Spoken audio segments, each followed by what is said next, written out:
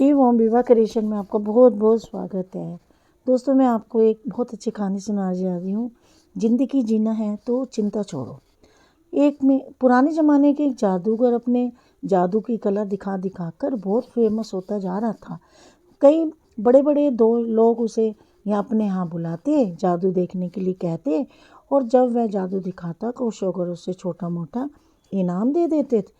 जादूगर इतना ही प्रसिद्ध हो गया कि वह राज्य के राजा तक उसकी भी बात पहुंच गई। इसलिए राजा ने भी उसका जादू दिखाने की इच्छा जताई। राजा को बुलावा आया तो जादूगर भी खुश हो गया। उसने सोचा अपनी ज़िंदगी का सबसे बड़ा इनाम पाने का ये अच्छा मौका है।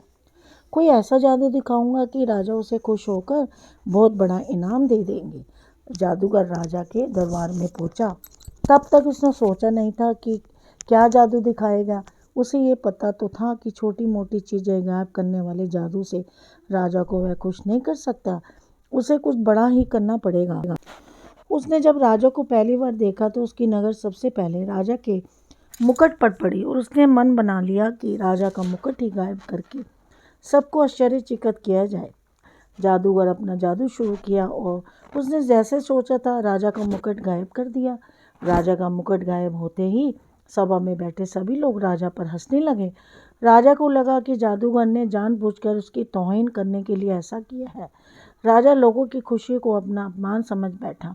गुस्से में आए राजा ने तुरंत उस जादूगर को पकड़कर काल कोठरी में डालने का हुक्म दिया और साथ ये भी कहा उसे 7 दिन के बाद फांसी दी जाए। जादूगर ने ऐसा नहीं सोचा था जो हो गया। फिर भी जादूगर इतना परेशान और दुखी नहीं दिख रहा था जितना उसे होना चाहिए था। जादूगर की पत्नी को जब इस बात की खबर लगी तो वह दौड़ी दौड़ी जादूगर को मिलने के लिए काल कोठरी में आई। वह अपने पति को इस तरह से मुसीबत में फंसे देखकर रोई जा रही थी। जादूगर ने उसे समझाया कि चिंता मत करो और खुश रहो। पत्नी को लगा कि मौत की सज़ा सुन जादूगर को सदमा लगा है, इसलिए वह ऐसी बहकी बहकी बातें कर रहा है। पत्नी बोले, आप ऐसे समय में भी कैसे खुश रहने की बात कर सकते हो। जादूगर पत्नी से बोला, अभी से क्यों दुखी होना, अभी मेरे पास 7 दिन बचे हैं, बाद में देखेंगे, जो होना होगा हो जाएगा। जादूगर की पत्नी रोज़ उसे मिलने आती और जादूगर उसे खुश रहने के लिए कहता कि अभी इतने दिन बचे हैं। आखिरकार एक दिन वह आ गया जिस दिन जादूगर को फांसी देनी थी। राजा भी उस दिन अपने घोड़े पर सवार होकर जादूगर को देखने के लिए आया था। राजा को घोड़े पर देखकर जादूगर के दिमाग में एक आइडिया आया। वह राजा को देखते उदास होने का नाटक करने लगा और रोने लगा। राजा ने उसे कहा कि क्यों, उस दिन तो मेरी बेइज्जती करके हंस रहे थे और लोगों को भी हंसा रहे थे, आज क्यों रो रहे हो। जादूगर ने कहा, महाराज, मैं मौत से डर के नहीं रो रहा। मौत क्या है, वह तो एक दिन आनी ही है। मैं इसलिए रो रहा हूँ कि मेरे इतने सालों की मेहनत जिससे मैं अपने घोड़े को उड़ाना सिखा रहा था सिर्फ 1 साल की वजह से बर्बाद हो जाएगी। अगर मेरे पास 1 साल होता तो मैं अपने घोड़े को उड़ाने में कामयाब हो जाता। जादूगर की बातें सुनकर राजा को लगा कि अगर उड़ने वाला घोड़ा उसे मिल जाए तो वह दुनिया का सबसे सफल राजा बन जाएगा।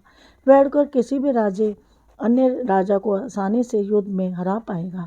राजा के मन में लालच आते ही राजा ने उसे 1 साल तक का समय दे दिया और कहा कि अगर तुम 1 साल में मुझे ऐसा घोड़ा देने में कामयाब हुए तो तुम्हें फांसी की सज़ा नहीं दी जाएगी, लेकिन अगर तुमने ऐसा नहीं कर पाए तो तुम्हें फांसी से भी दुखदायक मौत दी जाएगी।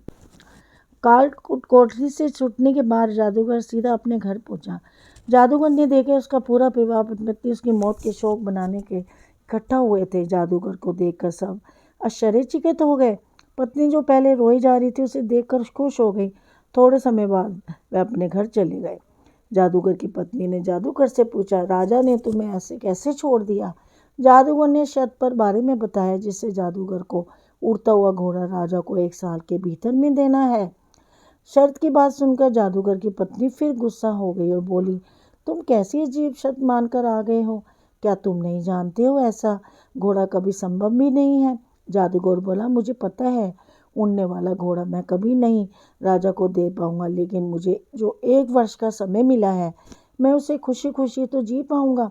अब तुम भी चिंता छोड़ो और खुश रहो।